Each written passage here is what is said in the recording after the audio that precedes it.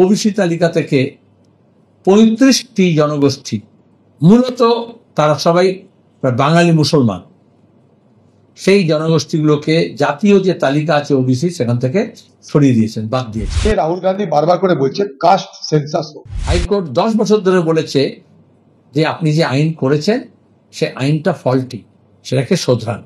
আপনি যেভাবে ওবিসিকে শনাক্ত করা হয় ওবিসি কমিশন দিয়ে, তার বদলে রাজ্য সরকার নিজের হাতে নিয়ে এমএলএ এমপি কাউন্সিলর যেরকম জাল সার্টিফিকেট দেয় সেরকম তাদের হাতে দিয়ে দেওয়া হয়েছিল। আমাদের দেশে ধর্মের নামে কোনো সংরক্ষণ হয় না, কিন্তু পিছিয়ে পড়া শ্রেণীর নামে সংরক্ষণ হয়।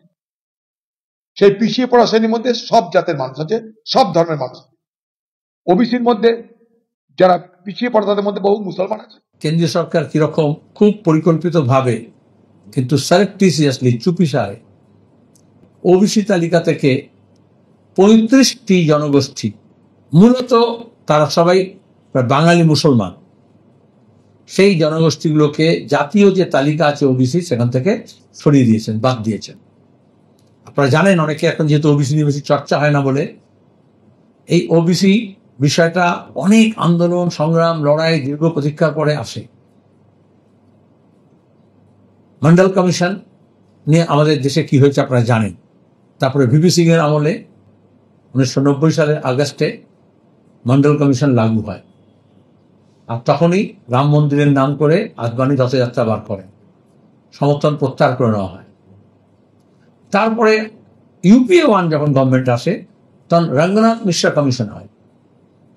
রঙ্গনাথ মিশ্র কমিশন প্রাক্তন প্রধান বিচারপতি, প্রাক্তন ন্যাশনাল হিউম্যান রাইটস কমিশনের চেয়ারম্যান, তিনি বলেন যে সংখ্যালঘুদের জন্য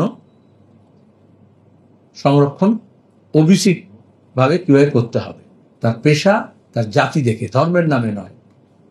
সিপিআইএম এর নেতৃত্বাধীন বামফ্রন্ট সরকার তৎকালীন একমাত্র গোটা দেশের মধ্যে যারা আমরা এই ওবিসি তে সংখ্যালঘুদের সংরক্ষণ লাগু করি।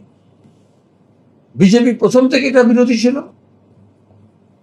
রঙ্গনাথ মিশ্রা হলেও এটাকে মনে করতো সংখ্যালঘু তোষণ। আর মমতা ব্যানার্জির তৃণমূল সরকার আসার পরে আমরা করেছিলাম 10% ওবিসি এ, 7% ওবিসি বি, এই যে ক্যাটাগরি করা হয়েছিল। এসে প্রথমেই তিনি সব তছনছ করে দিলেন, যা করছেন শিক্ষা ব্যবস্থাকে তছনছ করছেন, স্বাস্থ্যকে তছনছ করছেন, ওবিসি রিজার্ভেশনের এই পদ্ধতিকেও তছনছ করলেন। তারপরে দীর্ঘদিন যে বিজ্ঞাপনগুলো বেরোতো নিয়োগের ক্ষেত্রে বিশেষত আমরা দেখতাম সেখানে এই ওবিসি এর কোনো নির্দেশ থাকতো না। যখন স্পষ্ট নির্দেশ ছিল সেটাকে বিজ্ঞাপনে উল্লেখ করা হতো না। এবং যখন এই দুর্নীতি করে প্রাইমারি, মাদ্রাসা, তারপরে হচ্ছে সেকেন্ডারি, হায়ার সেকেন্ডারি, কলেজে নিয়োগ করা হয়েছে, বা প্রথমে সিভিক করে নিয়োগ করে তারপরে তাদেরকে রেগুলার করার চেষ্টা করা হয়, সেখানে এই রিজার্ভেশন মানা হচ্ছে না। যেমন ফেক SC/ST সার্টিফিকেট, মূলত ST সার্টিফিকেট দেওয়া হয়েছে, আর সেরকম যেখানে দেওয়া হচ্ছে সেখানে ওবিসিতে অনেক ফেকিং করেছে, ফেক সার্টিফিকেট দিয়েছে। আর সেই সুযোগে হাইকোর্ট এই সমস্ত সার্টিফিকেটকে যারা চাকরি পেয়ে গেছে, যারা শিক্ষায় জায়গা পেয়েছে সেটা রক্ষা, সেটা বাদ দিয়ে নতুন যেগুলো হওয়ার কথা সেগুলোকে বারণ করেছে। সেই সুযোগে তৃণমূল কংগ্রেস ওবিসি এটাকে পুরো বাতিল করে দিয়েছেন। হাইকোর্ট 10 বছর ধরে বলেছে যে আপনি যে আইন করেছেন সে আইনটা ফল্টি, সেটাকে শোধরান। আপনি যেভাবে ওবিসিকে শনাক্ত করা হয় ওবিসি কমিশন দিয়ে, তার বদলে রাজ্য সরকার নিজের হাতে নিয়ে এমএলএ এমপি কাউন্সিলর যেরকম জাল সার্টিফিকেট দেয় সেরকম তাদের হাতে দিয়ে দেওয়া হয়েছিল, ওবিসি কমিশনের থেকে সরিয়ে নেওয়া হয়েছিল। আর এখন বিজেপি এক গোয়ালের গরু দুজনে এই সুযোগে যে বাঙালি মুসলমান সংখ্যালঘু নামগুলো আছে সেগুলোকে তারা সেখান থেকে সরিয়ে দিয়েছে। তারপরে যে ন্যূনতম সুযোগগুলো ছিল সেটাকে নষ্ট করা হয়েছে। যে গোটা দেশে মুসলমান সম্প্রদায়কে সেকেন্ড গ্রেড সিটিজেন করা, তার নাগরিকতা থেকে, তার সংরক্ষণ থেকে, তার চাকরি থেকে, তার ব্যবসা থেকে, তার বাণিজ্য থেকে, তার বাসস্থান থেকে উৎখাত করার যে অংশ হিসেবে RSS এর যে কর্মসূচি সেটা এখানে করা হয়েছে। আর রঙ্গনাথ মিশ্র কমিশন এটা এই জন্যই করেছিলেন যে মূলত আমাদের পূর্ব ভারতে এবং মূলত পশ্চিমবঙ্গে একটা বড় অংশের মুসলমান সম্প্রদায়, বাঙালি মুসলমান, যারা তপশিলি জাতি থেকে কনভার্ট হয়েছিলেন কয়েক শতাব্দী আগে।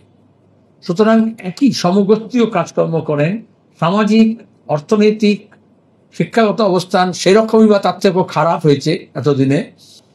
সেই অংশকে যেহেতু এসসি করা যাচ্ছে না, করা যায় না, এখানে আপনারা জানেন যেটা কনস্টিটিউশনাল অর্ডার অফ 1950 আছে, সেটার অনুযায়ী যেটা এসসি এসটি রিজার্ভেশন ছিল সেখানে ইচ্ছা করে সারপ্টিসিয়াসলি হিন্দু লিখে দেওয়া হয়েছিল, সংবিধানে লেখা ছিল না।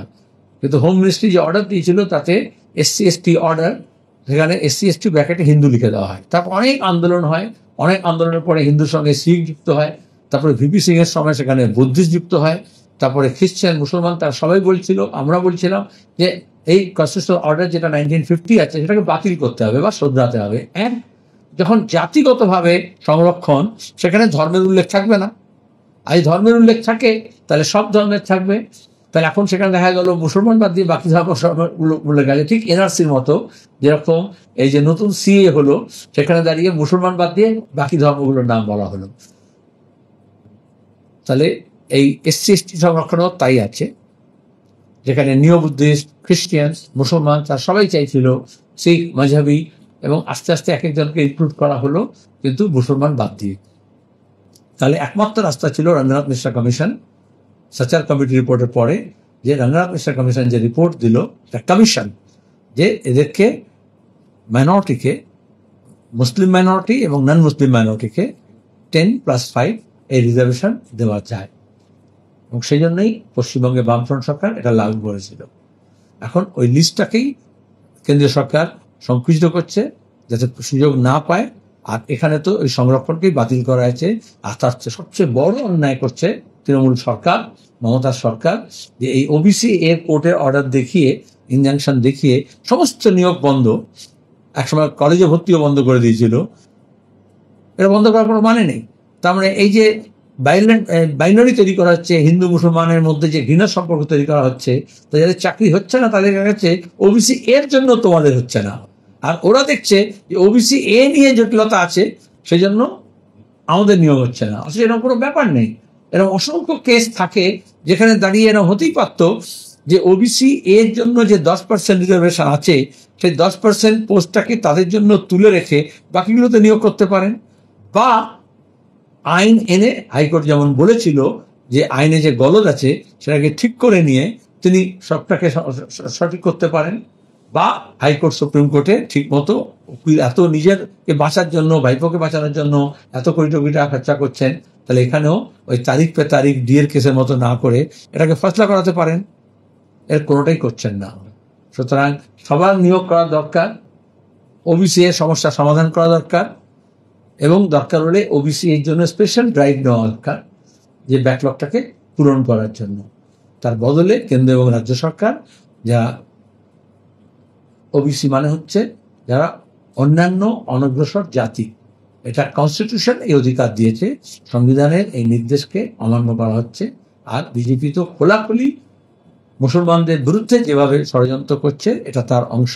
আর মমতা ব্যানার্জি সামনে ইফতার পার্টি আর তার পেছনে হিজাব পরে কিন্তু আদতে ওবিসি এটাকে ধ্বংস করছেন, সংখ্যালঘুদের যে ন্যূনতম সুযোগ আছে সেটাকে বন্ধ করছেন।